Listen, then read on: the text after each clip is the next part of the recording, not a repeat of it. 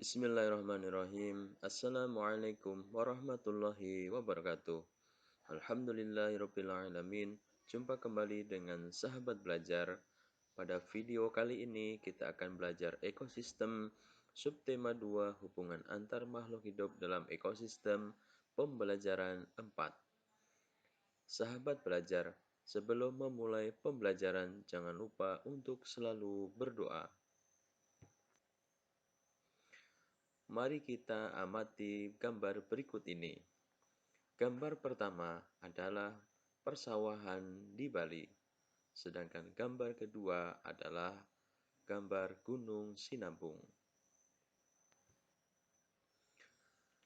Kedua gambar tersebut merupakan ketampakan yang ada di permukaan bumi. Persawahan yang ada di Bali merupakan buatan manusia untuk kebutuhan manusia. Ketampakan berupa sawah merupakan salah satu contoh ketampakan buatan. Gunung merupakan salah satu contoh ketampakan alam ciptaan Tuhan. Contoh Gunung Sinabung di Sumatera Utara. Terdapat banyak ketampakan alam dan buatan di sekitar kita. Mari kita amati ketampakan apa saja yang dapat kita temukan di sekeliling kita berikut ini. Berikut adalah beberapa ketampakan alam dan ketampakan buatan yang dapat kita temukan di sekeliling kita yang disajikan dalam bentuk tabel. Pertama, hutan. Kedua, ketampakan alam sungai, pegunungan, danau, pantai, lembah, rawa, teluk, selat, dan perbukitan. Adapun ketampakan buatan, yang pertama pelabuhan, kedua bendungan, ketiga perumahan, 4 bandar udara, 5 terminal bus, 6 jalan raya, 7 jalan tol, 8 rel kereta api, 9 sistem irigasi, dan 10 perkebunan.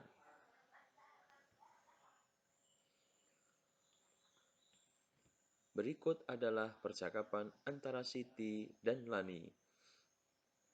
Pada hari Sabtu, ayah dan ibu berencana untuk mengajakku dan adikku pergi ke daerah puncak Bogor. Wah, senangnya. Apa yang akan kamu lakukan di sana, Siti? Udara di sana sangat sejuk dan menyegarkan. Perkebunan teh yang terdapat di sana juga betul-betul asri. Iya, Lan, aku memang berkeinginan untuk berjalan-jalan menyusuri perkebunan teh yang ada di sana. Wah, aku sudah tidak sabar lagi. Indahnya kebun teh di Puncak Bogor. Puncak adalah sebuah kawasan wisata pegunungan yang termasuk ke dalam wilayah Kabupaten Bogor dan Kabupaten Cianjur, Provinsi Jawa Barat. Kawasan Puncak terletak 70 km sebelah selatan Jakarta. Kawasan ini terletak di kaki dan lereng Pegunungan Gede Pangrango dan sebagian besar merupakan bagian dari kawasan Taman Nasional Gunung Gede Pangrango. Di kawasan ini terdapat sebuah perkebunan teh yang telah dibangun sejak masa pemerintahan kolonial Belanda. Perkebunan ini kini berubah nama menjadi PT Perkebunan Nusantara 8 Gunung Mas. Perkebunan teh ini membentang di antara bukit-bukit yang ada di kawasan puncak. Tanaman teh ditanam sedemikian rupa sehingga menghasilkan pemandangan alam yang indah. Tanaman teh ditanam dengan rapi sesuai kontur perbukitan. Selain keindahan alam, kesejukan kawasan ini menjadikan puncak sebagai daerah kunjungan wisata yang selalu ramai dikunjungi para wisatawan. Dikarenakan posisinya yang berada di kaki dan lereng Pegunungan Gede Pangrango, udara kawasan ini menjadi sejuk bahkan cenderung dingin. Inilah yang membuat daerah puncak Bogor sangat cocok untuk budidaya tanaman perkebunan. Selain perkebunan teh, di daerah puncak dapat kita temui juga perkebunan kopi, pala, tanaman hias, dan perkebunan buah seperti stroberi dan sayur mayur. Berdasarkan teks wacana di atas, mari kita jawab beberapa pertanyaan berikut ini. 1. Di mana lokasi puncak berada? 2. Kapan perkebunan teh kawasan puncak dibangun? 3. Apa saja perkebunan yang bisa ditemui di kawasan puncak? Jawaban nomor 1 yaitu kawasan puncak termasuk ke dalam wilayah Kabupaten Bogor dan Kabupaten Cianjur, Provinsi Jawa Barat. 2. Perkebunan teh kawasan puncak dibangun sejak masa pemerintahan kolonial Belanda. Ketiga, perkebunan yang bisa ditemui di kawasan puncak yaitu perkebunan teh, perkebunan kopi, pala, tanaman hias, dan perkebunan buah seperti stroberi dan sayur mayur.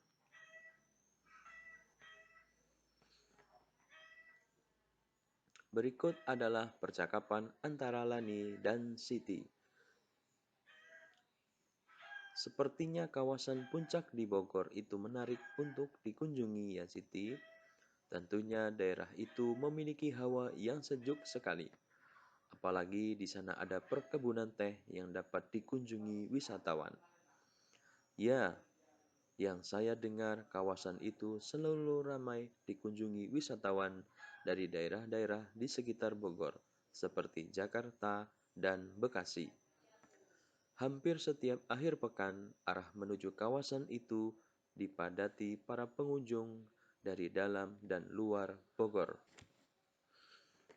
Wah, berarti masyarakat di sekitar kawasan itu sangat diuntungkan dengan banyaknya pengunjung yang mengunjungi daerahnya.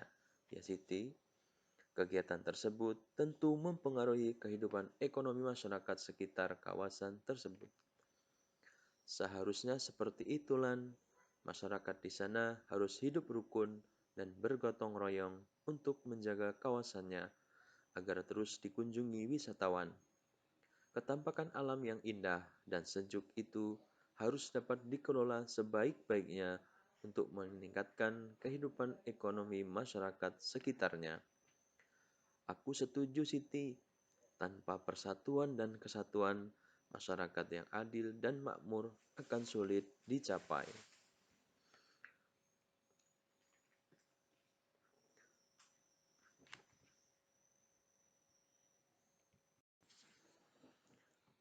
Untuk mengetahui lebih jauh alasan pentingnya menjaga persatuan dan kesatuan bangsa di tengah keberagaman dan kekayaan yang melimpah yang dimiliki negara kita Indonesia, mari kita simak teks wacana berikut ini. Bersatu untuk Indonesia makmur. Wilayah Indonesia yang terbentang dari Sabang hingga Merauke tentu memiliki berbagai keunikan. Setiap daerah memiliki sumber daya alam yang dapat dimanfaatkan untuk pembangunan negara. Letak geografis Indonesia sangat mempengaruhi iklim yang terjadi. Iklim Indonesia hanya memiliki dua musim, yaitu musim hujan dan musim kemarau. Letak Indonesia di sekitar garis khatulistiwa mengakibatkan Indonesia selalu mendapatkan sinar matahari sepanjang tahun. Keberadaan matahari sepanjang tahun bermanfaat bagi kegiatan agraris, sehingga membuat Indonesia menjadi penghasil berbagai komoditas alam. Indonesia memiliki lebih dari 17.000 pulau yang menyimpan potensi-potensi alam yang luar biasa. Setiap daerah di Indonesia memiliki sumber daya alam yang khas, berbeda satu dengan yang lainnya. Kekayaan alam dan hasil bumi Indonesia tidak perlu diragukan. Diperlukan usaha untuk mengelolanya dengan benar dan untuk sebesar-besar kemakmuran rakyat, seperti yang diamanatkan oleh Undang-Undang Dasar 1945. Persatuan dan kesatuan mutlak diperlukan untuk menyatukan tujuan pengelolaan sumber daya alam dan hasil bumi Indonesia. Tanpa persatuan dan kesatuan, kemakmuran rakyat Indonesia tidak akan tercapai. Setiap daerah bekerja sama dan saling mengisi untuk mengelola sumber daya dan hasil bumi. Kemakmuran masyarakat tidak hanya untuk masyarakat daerah tertentu, tetapi untuk seluruh masyarakat Indonesia. Oleh karenanya, setiap usaha pengelolaan sumber daya dan hasil bumi adalah untuk sebesar-besar kemakmuran rakyat.